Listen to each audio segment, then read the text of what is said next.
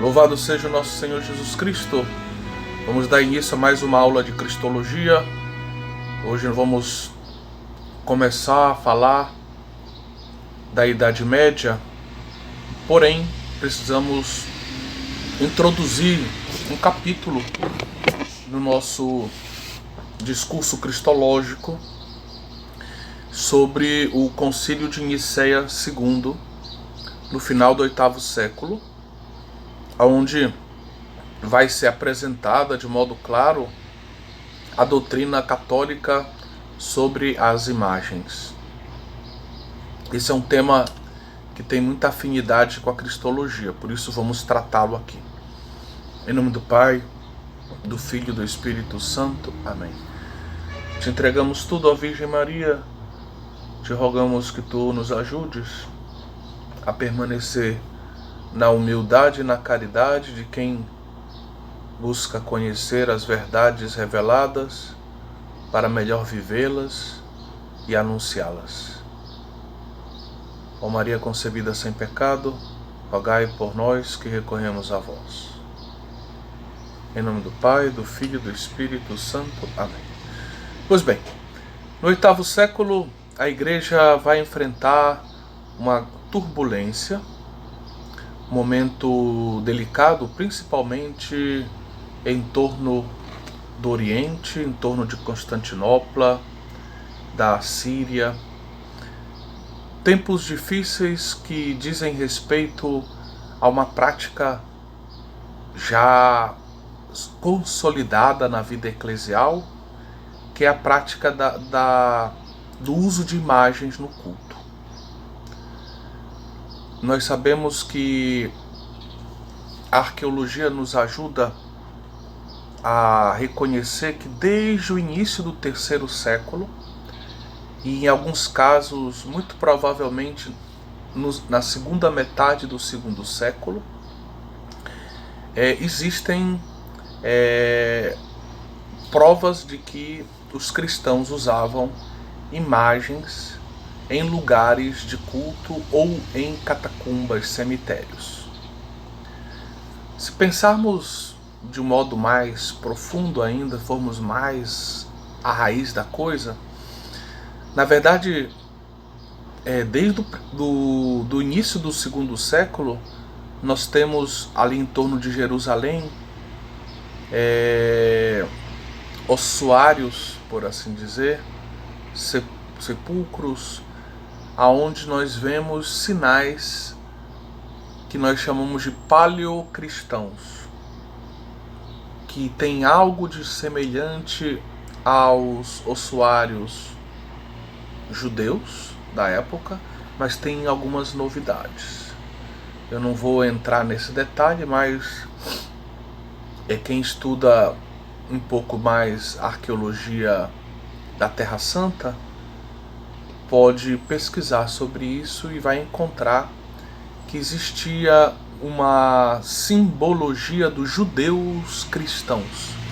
São esses cristãos que ainda não estão 100% distintos dos judeus no final do 1º século, no início do 2º século, e os ossuários desses cristãos trazem, por um lado, estão em continuidade com os ossuários judaicos, mas também trazem algumas novidades que são vistas como uma primeira manifestação artística da fé cristã em matéria de vida pós-morte, nesses ossuários, nesses locais de sepultamento.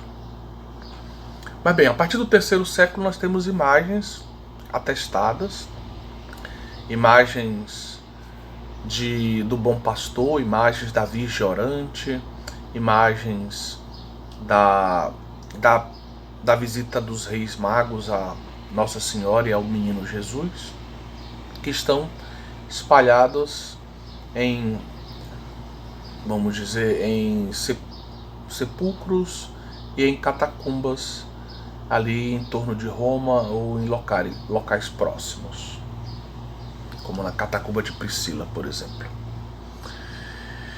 E E com o quarto século, com o Edito de Milão, a liberdade religiosa e mais tarde o catolicismo apresentado como religião de Estado oficial, é natural que surjam os edifícios, as basílicas, os edifícios públicos de culto, que vão substituir pouco a pouco as domus ecclesiae, né, as casas que eram usadas como local de reunião, como local de culto cristão, como local eucarístico, adaptadas muitas vezes com estruturas de batistério, com estruturas para as celebrações, etc.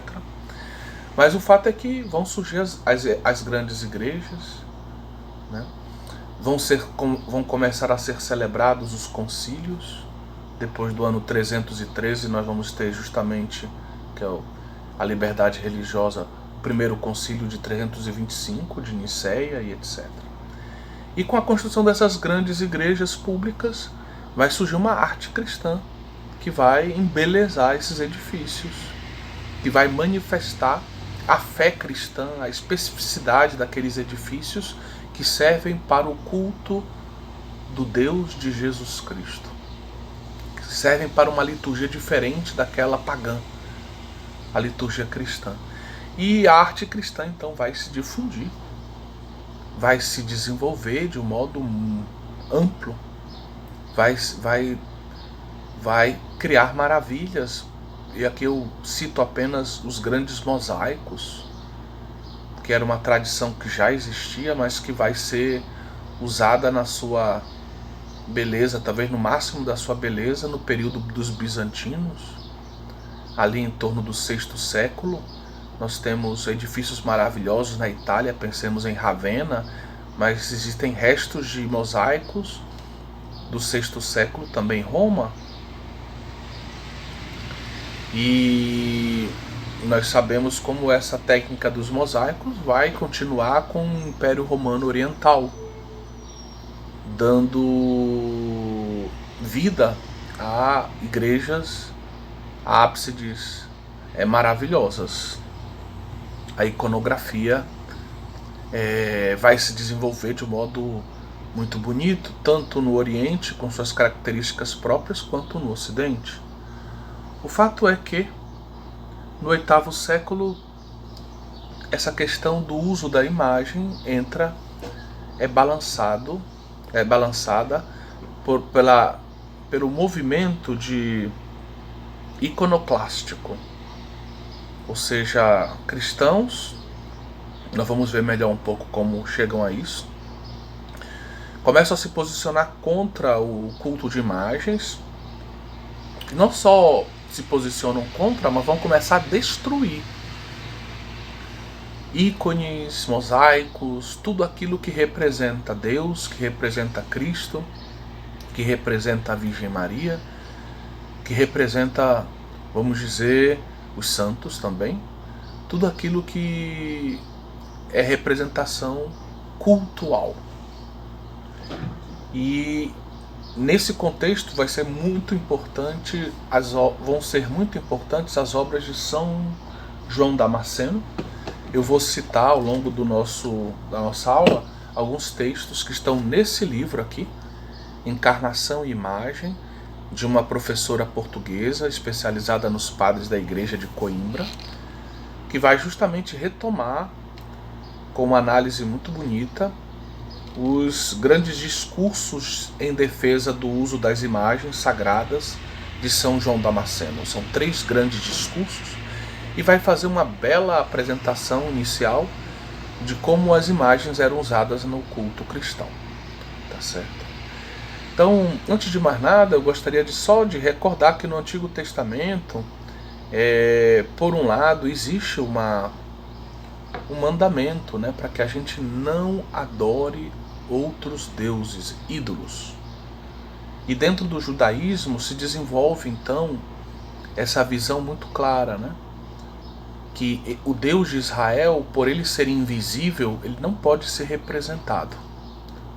Os deuses pagãos, eles têm uma representação que faz com que o culto a eles seja mais fácil.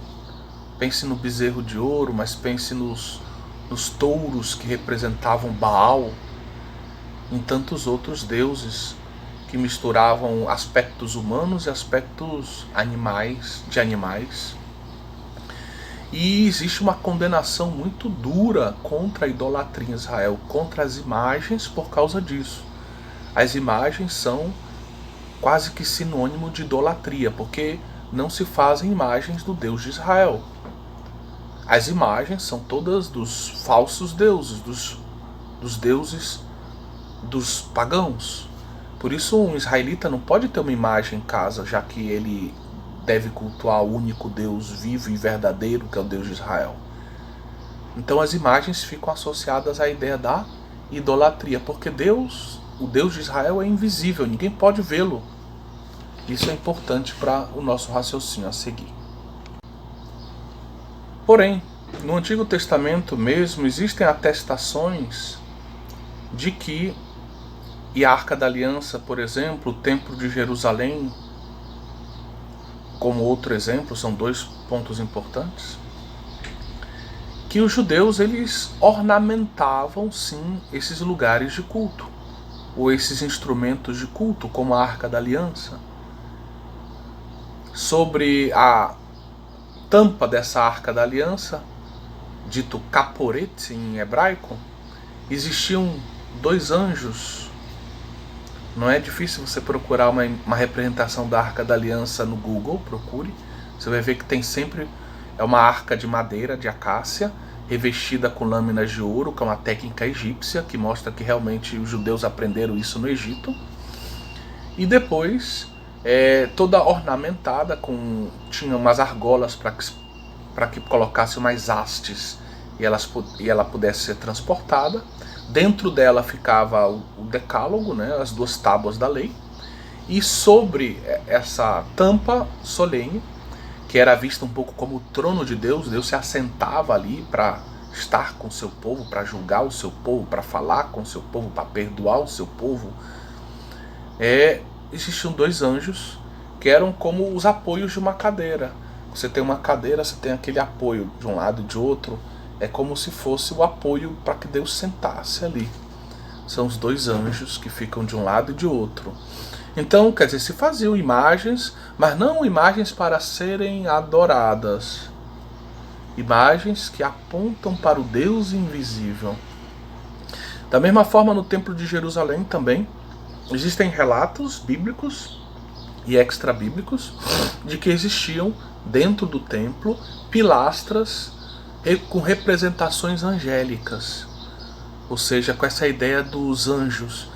E isso servia para que aquela atmosfera do templo fosse vista como a antessala do céu. O templo era visto como um pedaço do céu aqui na terra, ou como esse lugar de ligação entre a terra e o céu. E por isso, os anjos serviam como esses indicativos, ou esses que indicam a grandeza do Deus que nós não vemos, mas que está presente ali, certo? Então, os judeus usavam imagens nos âmbitos cultuais, mas eles não adoravam essas imagens, certo? Então que fique bem claro isso, havia imagens, mas eles não adoravam, porque nem toda imagem significa que eu realmente adoro. E essa discussão é muito pertinente, e você já deve estar intuindo isso, porque nós enfrentamos dentro do nosso catolicismo no Brasil uma forte oposição de grupos pentecostais e neopentecostais que, de um modo muito superficial e muito pouco inteligente, nos acusam de adorar imagens. E querem quebrar até imagens católicas de Nossa Senhora, porque dizem que são idolátricas, né? Nós idolatramos Maria, idolatramos os santos. E isso não é verdade, né? Mas essa teologia que tem por detrás da imagem, ela vai se formar justamente nesse período de iconoclástico, né? Aí aonde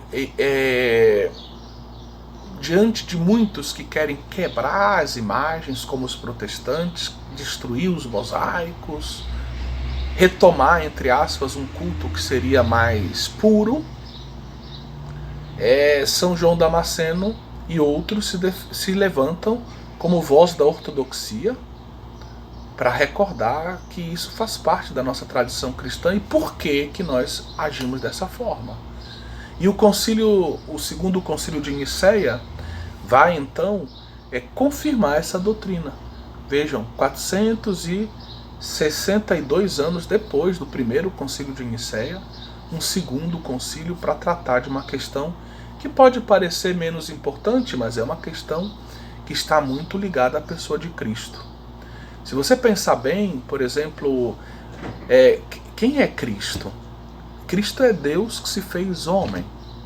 Em Cristo nós temos o Deus invisível de Israel, que assume uma natureza visível, ele assume um rosto humano, um olhar humano, ele fala como homem, ele vive a nossa vida. Não existe o homem e o Deus, como os antioquenos e os nestorianos tendem a dizer. Mas existe o Deus que se fez homem. Então Deus se fez visível. Deus se colocou ao alcance dos nossos olhos. Deus quis ser visto, ouvido. Deus quis participar da nossa vida e para redimi-la, assumir toda a nossa existência para redimi-la. Se nós tivéssemos, me perdoem, aqui é a ideia, mas só como para fazer vocês pensarem um pouco, se nós tivéssemos uma máquina fotográfica ou um bom artista, ele poderia pintar a imagem de Jesus. Ele poderia desenhar na areia os traços do rosto de Jesus, porque Jesus tinha um rosto. Jesus tinha um nariz, tinha uma orelha, tinha olhos que podiam ser retratados, que podiam ser desenhados, que ficavam na memória como imagem daqueles homens e mulheres que estavam em torno dele. Daí que no cristianismo desde cedo se cultivou, apesar de na Bíblia não ter uma descrição do rosto de Jesus, o culto ao ícone, a imagem santa, e dentre elas o Santo Sudário. Nós assistimos um documentário muito interessante sobre o Santo Sudário, recordo a vocês isso, retomem isso se for preciso. Mas vejam que na tradição cristã ainda vai-se além. Se fala daquele pano da Verônica que teria enxugado o rosto de Jesus, deixado o rosto de Jesus impresso nesse pano.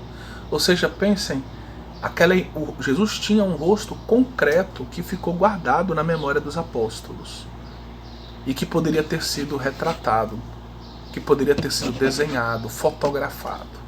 A concretude da encarnação. E isso é muito importante, ou seja, tem uma mudança agora no Novo Testamento radical. O Deus invisível não é mais apenas o Deus invisível. Esse Deus que continua espiritual, invisível enquanto espírito, ele se fez homem, agora ele é visível. Ele se fez homem, agora ele está ao alcance dos nossos olhos, ele pode ser memorizado por nós. Ele quis assumir uma imagem para nós. E essa é a base, a encarnação do Verbo é a base de toda a doutrina do uso das imagens. Deus se fez homem, Deus se encarnou, Deus assumiu um corpo humano, uma natureza humana completa. E por isso ele pode ser visto, ouvido. Por isso ele pode ser a sua imagem pode ser memorizada, ele pode ser retratado, ele pode ser descrito, porque ele não era um fantasma, como o docetismo dizia, mas um homem concreto. Tá certo? Então aqui tem uma ruptura com o passado. Agora tem algo totalmente diferente. Deus rompeu aquele paradigma de um Deus invisível e escondido. Deus se revelou de um novo modo. E essa revelação assume a nossa natureza humana e se torna acessível aos nossos sentidos. E por isso São Paulo, quando ele vai falar de Cristo na carta aos Colossenses 1,15 e na segunda carta aos Coríntios 4,4, ele vai dizer que Jesus é eikon tutsel. Ele é imagem de Deus. Normalmente se acrescenta eterno. Ele é imagem do Deus eterno, do Deus invisível. E usa a imagem eikon. Imagem. Vejam, os padres da igreja, quando comentam o livro do Gênesis, onde se diz que o homem foi feito à imagem de Deus, ele diz: o homem não é a imagem, o homem foi feito à imagem, segundo a imagem de Deus. E Irineu e outros dizem: o que quer dizer segundo a imagem de Deus? O homem foi feito segundo o modelo daquele que é a imagem de Deus. E quem é a imagem de Deus? São Paulo diz: Jesus é o eikon tutsel. Jesus é a imagem de Deus. Jesus torna o Deus invisível acessível a nós. Ele assume a nossa natureza humana e agora nós temos uma imagem de Deus. E essa imagem de Deus é Jesus. Isso é uma revolução. E, pensem bem, Jesus no Evangelho de São João, respondendo a um dos apóstolos, na última ceia, ele ouve a pergunta: mostra-nos o Pai, isto nos basta. E Jesus diz: vocês ainda não entenderam? Como mostra-me o Pai? Quem me viu, viu o Pai. Eu sou a imagem do Deus Pai. Eu sou a imagem do Deus invisível. Eu assumi essa natureza humana para que vocês possam ver como Deus ama, como Deus age. Eu sou uma imagem viva para vocês de Deus. Então a encarnação do Verbo, ela acaba ultrapassando aquelas proibições anti-icônicas do Antigo Testamento. Por isso é que os cristãos, desde o segundo século, vão simbolizar a sua fé nos sepulcros, nos ossuários, e no terceiro século essa arte vai se desenvolver ainda mais e vai chegar às catacumbas, vai chegar a sepulcros feitos de mármore e assim por diante, né? Então vai se desenvolver uma arte cristã onde se representa Maria, cenas do Antigo Testamento, o profeta Jonas, cenas do Novo Testamento, o bom pastor, a Virgem orante, sempre no início com uma certa influência evidente da arte romana, da arte da época, mas depois sempre mais com uma originalidade própria, né? Então é nesse contexto que a gente deve entender essa questão que nós estamos falando. Quando a gente fala dos padres então da igreja, eu dizia para vocês que os padres eles vão distinguir, eles vão ter com clareza que Jesus é a imagem do Pai à luz dos escritos de São Paulo, enquanto Adão e Eva foram criados com crase, a imagem de Deus, a imagem e semelhança de Deus. Esse segundo a imagem seria assim que se deveria entender. E essa imagem de Deus é vista como o próprio Cristo. Ou seja, o homem e a mulher foram criados, no fundo, sob o modelo inspirado no grande modelo que é o Verbo encarnado. Eu sei que o Verbo encarnado vem depois de Adão e Eva, isso é claro, cronologicamente. Mas do ponto de vista de Deus, que vê tudo como se fosse um grande momento presente, porque Deus é eterno, não tem antes e depois em Deus. Então, em Deus, a história da humanidade, o momento mais importante da história da humanidade é a encarnação do seu Filho na história. Então, se tem um momento mais importante da história da humanidade, é quando Cristo se encarnou, o Verbo se encarnou. E por isso Deus, ao olhar essa história como um todo, ele cria o homem e a mulher olhando para o seu filho que vai se encarnar. Ele, no fundo, ele não é ele que tem como Adão antigo como modelo. Mas na teologia dos padres, Adão tem Jesus como grande modelo. Adão é uma prefiguração, na verdade, do novo Adão, do verbo que se faz carne para salvar a humanidade. Né? Eu vou ler um texto aqui de Santo Irineu, quando ele diz assim, Contra as Heresias, livro 5, 16, 2. A verdade de tudo isso apareceu quando o Verbo de Deus se fez homem, tornando-se a si mesmo semelhante ao homem e fazendo o homem semelhante a si, para que por esta semelhança com o Filho o homem se tornasse precioso aos olhos do Pai. Mas quando o Verbo de Deus se fez carne, confirmou as duas coisas, fez aparecer a imagem em toda a sua verdade, tornando-se ele próprio na sua própria imagem, e restabeleceu a semelhança, tornando-a estável, e o homem perfeitamente semelhante ao Pai invisível por meio do Verbo visível. Santo Irineu apresenta o Verbo como a imagem.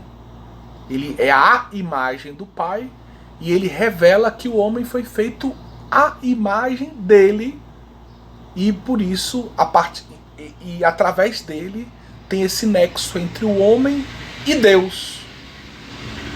E a imagem com crase, semelhança, essa semelhança quer justamente nos ajudar a entender que o homem não é como Deus, ele tem que ir se tornando como Deus.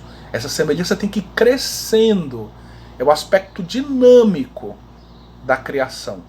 E em Jesus, essa semelhança de novo é possível. O homem que vive unido a Jesus pode ir se assemelhando, pode ir crescendo, pode ir se divinizando ou se santificando, se tornando sempre mais semelhante a Deus. Esse homem que foi criado segundo o modelo da imagem, que é Cristo Jesus. Então são textos muito bonitos. Depois eu peço licença para ler um outro texto. Aqui é de Santo Atanásio. Então nós já estamos ali mais adiante. Enquanto Santo Irineu é final do 2º século, no Santo Atanásio nós já estamos no 4º século, no meio da crise ariana, quando ele vai dizer: mas ele, falando de Jesus, ele mesmo é a sabedoria, o verbo, o poder próprio do Pai. Ele mesmo, a luz, a verdade, a justiça, a virtude, e ao mesmo tempo é o reflexo, imagem.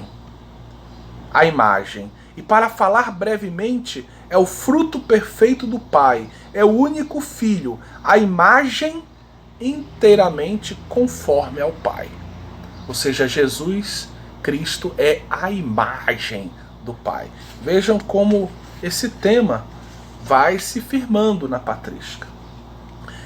Como eu dizia, na escola alexandrina, Irineu, Atanásio e outros autores, Cirilo de Alexandria, eles vão deixar bem clara essa diferença, né? O Verbo de Deus, ele é a imagem do Pai que veio recriar o homem que foi criado com crase imagem. Segundo a imagem. Isso é um texto de Atanásio de Alexandria, também do Tratado sobre a Encarnação. Com efeito, a graça de ser a imagem com crase bastava para conhecer o Verbo, que é Deus, e por ele o Pai. Ou seja, como o homem é criado criado, digamos, segundo o modelo da imagem, o homem deveria ter sido capaz de reconhecer o seu protótipo, ou seja, o seu arquétipo. Aquele ali, eu fui criado à imagem dele. O homem tinha tudo para acolher Jesus. Infelizmente nem todos acolheram. Mas quando a gente acolhe Jesus e vive com Jesus, a gente faz jus ao ser a nossa condição de ter sido criados à imagem, com crase, e podemos viver esse processo de semelhança dinâmico, crescente, que vai nos santificando, vamos nos assemelhando sempre mais a Deus. Porém, na história da igreja, a gente vai ver que tem altos e baixos, porque como o cristianismo, em relação a esse tema, né? Como o cristianismo ele vive, vamos dizer, nos seus primeiros séculos em torno de um paganismo, em torno de um paganismo que muitas vezes ainda idolatra deuses através do uso de imagens. Muitas vezes, em certos ambientes, os cristãos precisam, digamos, se diferenciar dos pagãos, tentando, digamos assim, mostrar que eles não precisam cultuar imagens para mostrar a superioridade desse Deus, que enquanto natureza divina não é feito de barro, não é feito de madeira, não é feito de metais, mas é espírito. Está acima de tudo isso, criou todas essas coisas, tá certo? Então é por isso que, apesar de tudo aquilo que a gente disse do uso de imagens nos sarcófagos, nas urnas funerárias, nos ossuários, nas catacumbas, depois nas primeiras basílicas, primeiras igrejas, a partir do IV século, mas esse uso que já vem lá do II século, nós temos autores como Eusébio de Cesareia no IV século que para ele não se deve representar Cristo, nem Maria. Então há uma carta que lhe é endereçada entre o ano 313 e 324, a gente não sabe exatamente a idade da carta, e que pede que mande para ele um retrato de Cristo. Ele diz que não pode fazê-lo, porque o fato de que a humanidade tenha sido unida à divindade faz com que ela não pudesse ser retratada. Então ele já tem um argumento bem diferente daquele que vai ser usado mais tarde por São João Damasceno. E na Espanha também, um concílio de Elvira vai proibir representações de pinturas de imagens cristãs nos edifícios sagrados. O concílio de Elvira é no iniciozinho do IV século, é antes do Édito de Milão, 303, 304. Então nessas não são ainda edifícios, vamos dizer, basílicas, são domus ecclesiae um pouco mais desenvolvidas, e se pede que não se refigure nada de Cristo e nem dos santos nesses locais por causa do paganismo. Bem, temos que lembrar também que no século VII vai acontecer algo muito importante. Surge o islamismo, que vai se difundir e vai, por assim dizer, colocar em crise o Império Bizantino, que era enorme, que ia até o Egito, que ia até a Etiópia, e de repente todas essas regiões mais distantes são tomadas pelos muçulmanos. O Império Bizantino se vê reduzido. O Islão é uma religião monoteísta, completamente contrária às imagens, que vê todo tipo de uso de imagens como idolátrico. E o Império Bizantino, muito reduzido, se vê também sob influxo cultural e religioso do Islã. E pouco a pouco, por um lado, nasce dentro da própria igreja bizantina uma certa interrogação: por que a gente perdeu para o Islã? Por que a gente foi derrotado pelo Islã em tantos lugares? Será que nós estamos traindo a nossa verdadeira fé? Será que nós não devemos buscar a pureza do cristianismo primitivo? Era um tempo desde o século VI, nós estamos ali, estou falando do século VII, mas desde o século VI um tempo de apogeu da iconografia, dos mosaicos iconográficos, e no século VII tudo isso continua.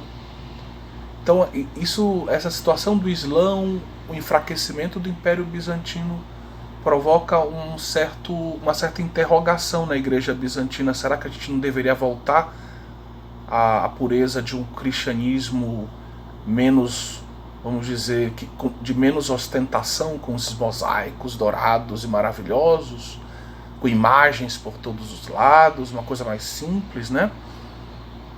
Bom, nesse contexto, no século VIII, no início do século VIII, sobe ao poder o novo patriarca, o novo imperador, chamado Leão III, e ele vai ser um nome muito importante na crise da iconoclastia.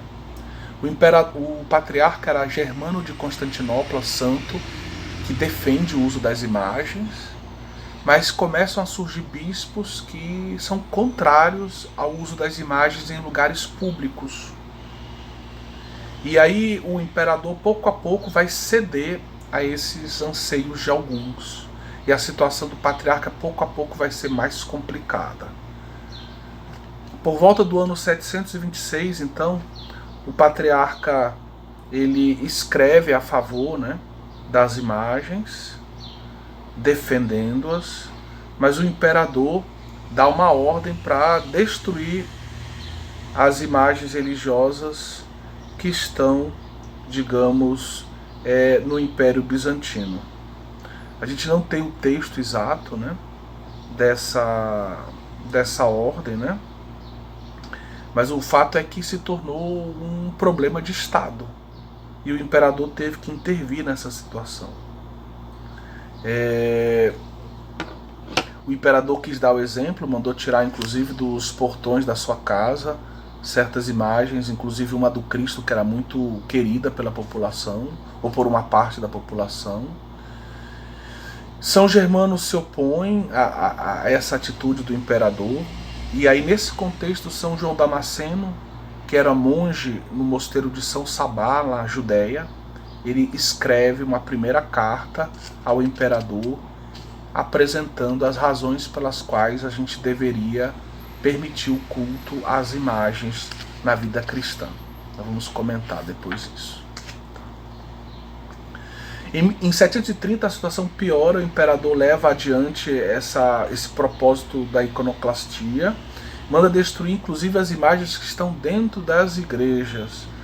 E aí o patriarca São Germano acaba abdicando do papel dele de patriarca e é eleito um outro patriarca iconoclasta, que chamava-se Anastásio. A política foi se endurecendo, e paralelamente São João Damasceno vai escrevendo novas cartas defendendo essa realidade, né? O imperador, pelo que parece, ele se sentia uma espécie de reformador, ele queria reformar a igreja, levando a uma pureza original. Sempre os heréticos, né, têm boas intenções, né? E é bom, esse é o contexto da igreja quando é convocado, né, o segundo concílio de Nicéia, sobre o qual a gente fala daqui a pouquinho. Vamos falar um pouquinho agora do primeiro discurso, primeira carta que ele escreve, por assim dizer, ao imperador Leão III. É um longo discurso, muito bonito, você pode encontrá-lo em boa parte nessa obra que nós citamos dessa pesquisadora, dessa teóloga portuguesa. Mas vamos pegar alguns elementos. Primeiro, ele recorda que no Antigo Testamento existia uma proibição, mas a proibição do quê? Não era a proibição simplesmente de construir imagens, tanto que existiam imagens dentro do templo e na Arca da Aliança. Não era que o judeu estava proibido de construir imagens, de usá-las para ornamentação de lugares sagrados. Mas é claro que a proibição se referia à idolatria, reconhecer um pedaço de barro, um pedaço de madeira, uma estátua como Deus.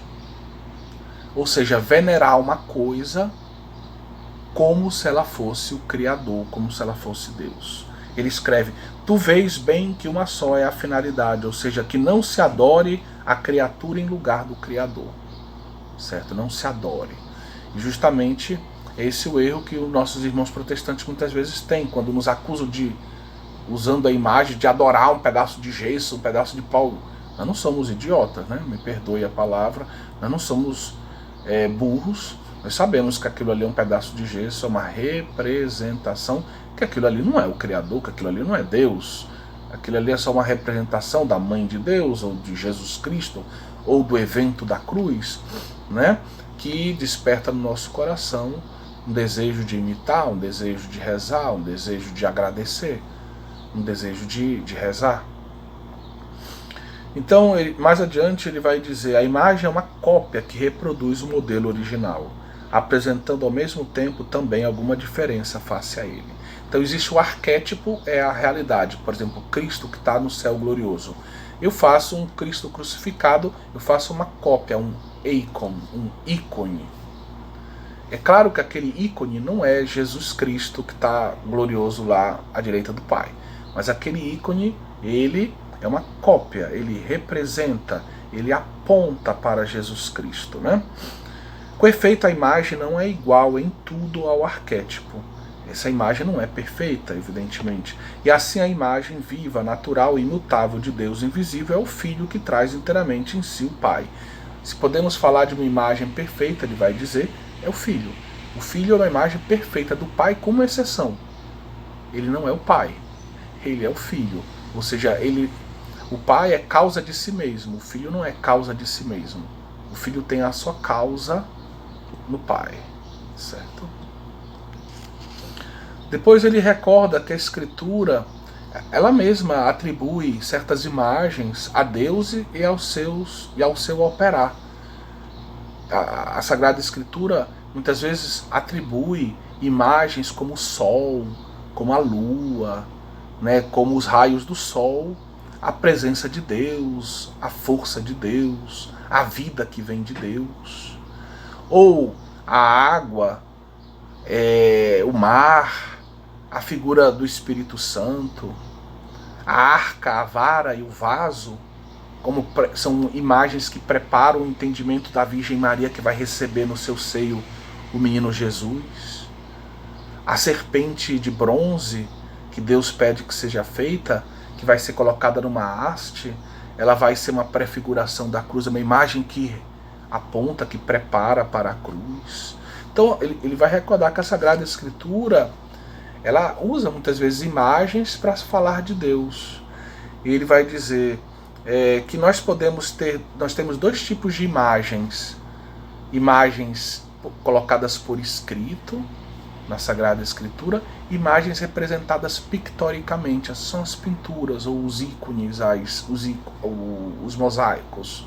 São dois modos de apresentar imagens. A Escritura também apresenta certas imagens à nossa inteligência, assim como a arte pictórica, a arte dos mosaicos apresentam outras imagens. São dois tipos de imagens que são apresentadas a nós e que remetem, como cópias, remetem a Deus ou aos seus feitos, ou aos seus amigos, ou a Mãe de Deus e assim por diante. E agora vamos tocar em dois pontos muito importantes da doutrina de São João Damasceno, essenciais, que vão ser assumidos mais tarde pelo Segundo Concílio de Nicéia. A veneração é um sinal de submissão e de honra. E aí ele vai fazer uma distinção, dizendo que existem vários tipos de veneração, de culto. Existe o que ele chama de latria. Latria é adoração, e ele diz: o primeiro, mais importante, é o serviço dos serviços de culto, é aquele que nós dirigimos a Deus, único ser venerável por natureza. Ou seja, existe um culto que só se deve a Deus, porque só Ele tem uma natureza que deve ser cultuada. E aí ele usa a expressão latria, latria, ou seja, adoração. Só podemos adorar, é o máximo do culto, adoração, latria, latreia, só podemos adorar a Deus. Mas ele vai dizer, depois desse culto vem aquele culto que nós podemos fazer por causa de Deus, que se dirige aos amigos, aos ministros de Deus. E ele vai colocar nesse ranking, nesse patamar, quem? Os anjos. Vai citar personagens do Antigo Testamento. E aí, evidentemente, a gente pode colocar os santos e a Virgem Maria. São aqueles nos quais brilha o amor de Deus, a misericórdia de Deus, a graça de Deus. São aqueles que foram associados a Deus na história da salvação. Ou porque foram, no caso dos anjos, associados a Deus num culto celestial, ou porque foram associados a Deus num culto terrestre que se prolonga no celeste por uma vida devotada a Deus, né? Numa eleição que foi, digamos, confirmada pelo sim de cada um ao longo da sua vida, né? São os santos do Antigo Testamento, os santos do Novo Testamento, os santos da Igreja. Então ele defende ele defende a unidade entre Antigo e Novo Testamento. O Deus do Antigo é o Deus do Novo, então o que ele está falando para o Novo vale para o Antigo, o que ele fala para o Antigo vale para o Novo Testamento. E destaca, nós não podemos, entendamos, não podemos adorar a matéria, não podemos adorar a madeira, o barro, as lajotas, aonde estão representados, mas só podemos adorar o Criador da matéria, que se tornou matéria por causa nossa. Esse Criador se tornou homem. Ele assumiu uma matéria para operar a nossa salvação. Ele assumiu uma natureza humana para realizar a nossa salvação, né? Por isso, quando ele fala no fundo de Jesus Cristo, a ideia que ele tem é, será que nós podemos adorar o corpo de Jesus Cristo?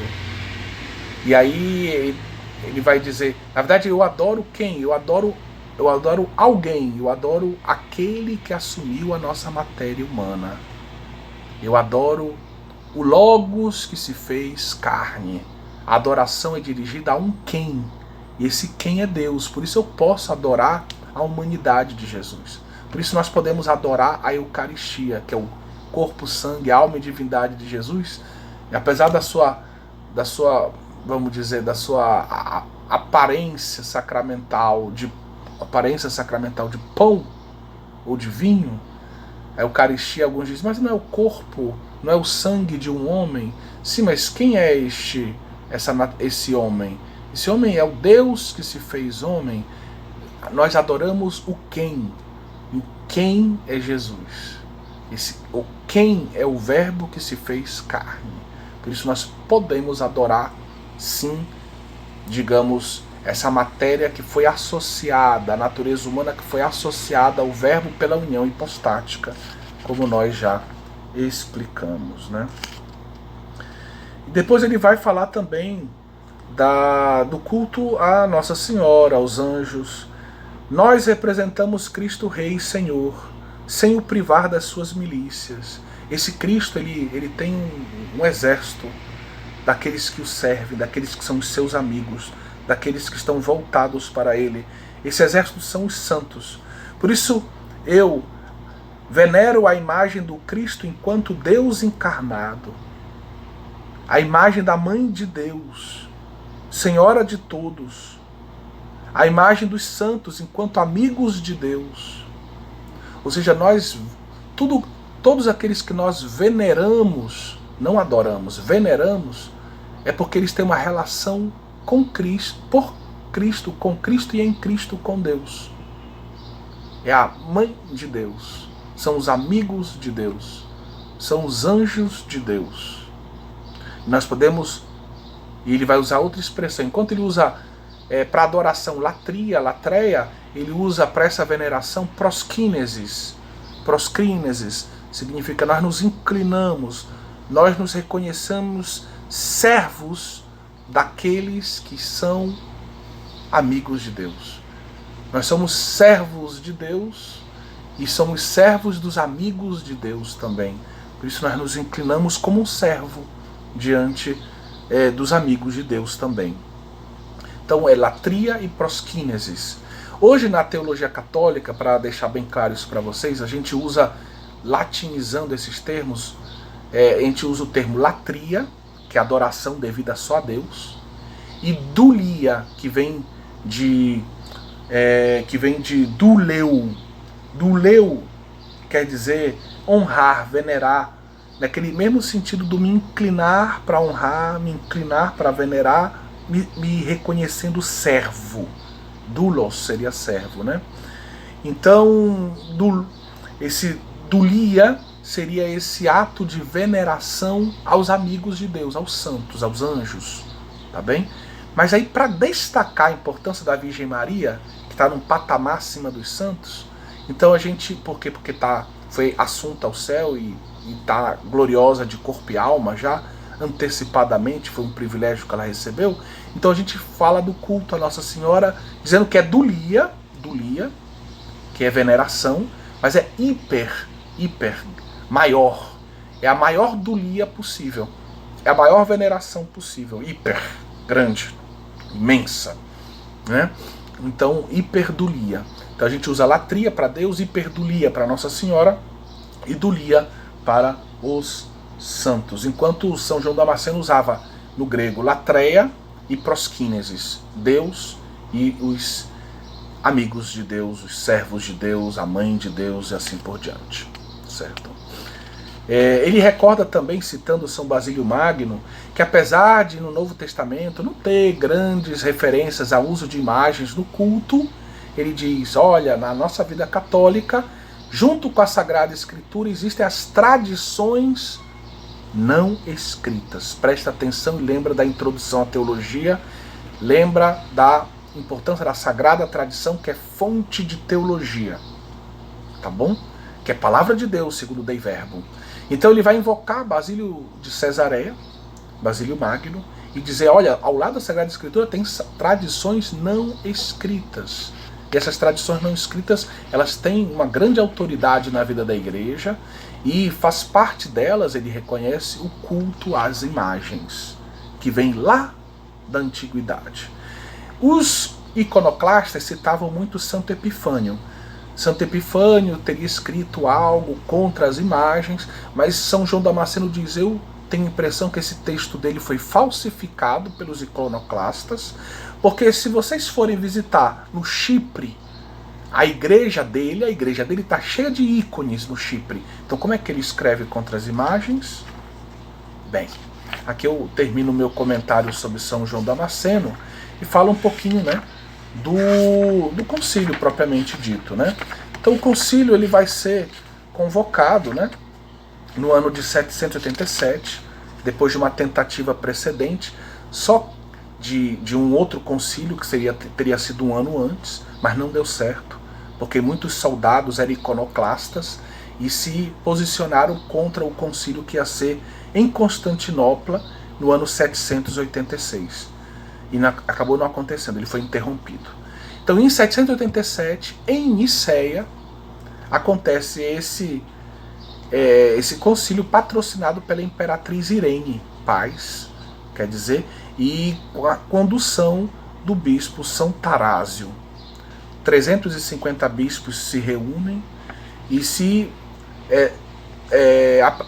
proclama um decreto, né, condenando todas as posições anteriores contrárias às imagens e defendendo o culto das imagens, tá certo?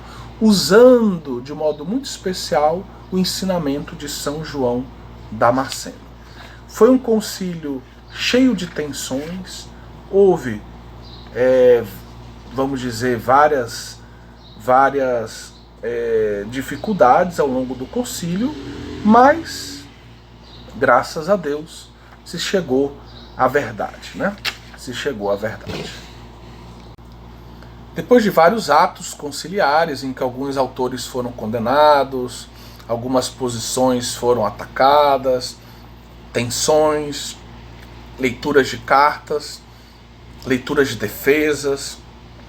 Pois bem, foi lida uma carta do Papa Adriano I falando sobre a questão das imagens e justamente apresentando essa questão com o vocabulário e com os fundamentos teológicos oferecidos por São João Damasceno.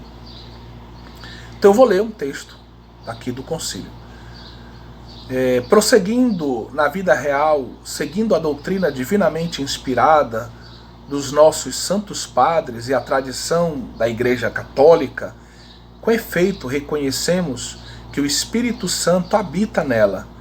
Definimos com todo rigor e cuidado que, tal como a representação da cruz preciosa e vivificante, as veneradas e santas imagens sejam pintadas, quer em mosaico, quer em qualquer outro material adequado. Vejam que o texto invoca os santos padres, a sagrada tradição, diz que o Espírito Santo habita na igreja e que se pode prestar veneração como se faz a cruz. Ninguém questionava a imagem da cruz como objeto de veneração.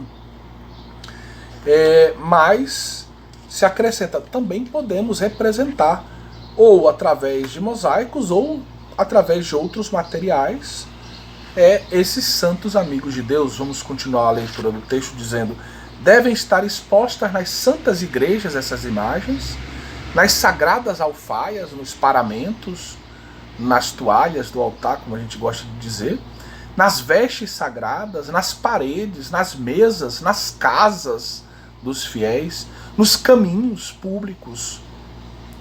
Quer seja a imagem do Senhor nosso Deus, Salvador Jesus Cristo, porque Ele se fez homem, meus queridos. Como você tem na sua apostila, no final dos parágrafos que falam sobre o Concílio de Nicéia II, Deus não permaneceu escondido na sua transcendência, como sublinha o Islão, mas Ele se revelou inteiramente no seu Filho encarnado. A encarnação é um fato tão concreto que não pode ficar ausente da arte. E junto com o Cristo que se encarnou e por isso pode ser representado artisticamente, representar também a sua mãe, a sua grande amiga e mãe e serva, os santos anjos, os seus amigos, os santos, os justos. Essas imagens são contempladas, tanto mais os que a contemplam são elevados à lembrança e ao desejo dos modelos originais. Ao olharmos para essas imagens, nós somos tomados por sentimentos religiosos, desejo de imitar São Francisco, desejo de viver a virtude de Santa Madalena, desejo de viver o exemplo de dedicação à vida contemplativa de Santo Tomás de Aquino. Então, os santos, neles brilha o Cristo, nos falam do nosso caminho, das virtudes, estimulam o nosso coração para buscar viver como fomos criados, à imagem com crase. Fomos criados, segundo a imagem do Cristo, e devemos em Cristo viver esse processo de semelhança cada vez maior com Deus, de santificação, de divinização.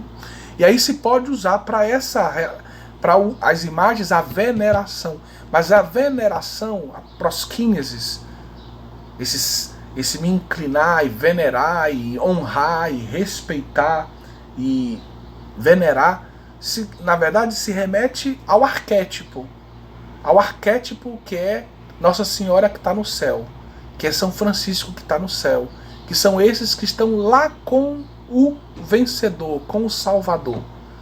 Não é que eu venero um pedaço de pau aqui, ou o mosaico, por mais bonito que ele seja, que eu posso ficar admirado, impactado.